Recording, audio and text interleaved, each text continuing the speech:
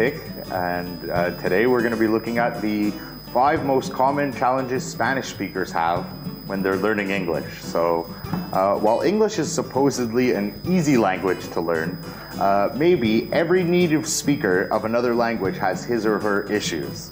So today we're looking at common mistakes that native Spanish speakers make when they're trying to speak English. English learners, take a look at the video. You might discover a mistake that you didn't even know you were making. And ESL teachers, bring this list with you to class and practice with your students. Everybody else, read over these little mistakes and be a little understanding when your English learning friend doesn't quite get it on the first try. Okay, so the first thing we're going to look at, librero is a bookcase and libreria is a bookstore. They're often confused with the English library, which is in Spanish, confusingly biblioteca.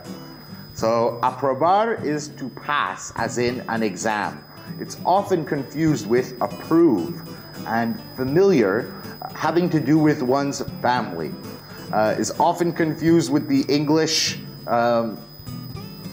familiar, as in something not known.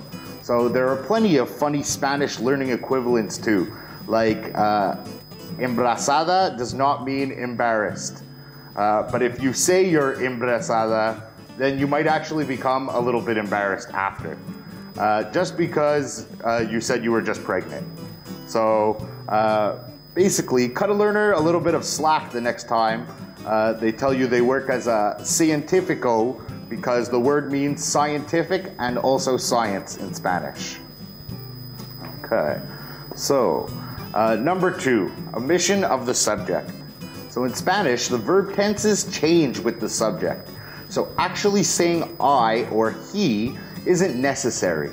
So learners sometimes forget that the subject is always necessary in English, leading to sentences like, "It's always a good idea to eat spinach."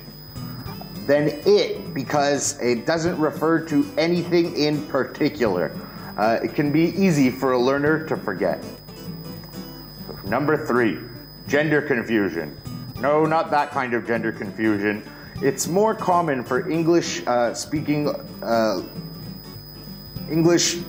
learners of Spanish to confuse or forget genders of Spanish nouns.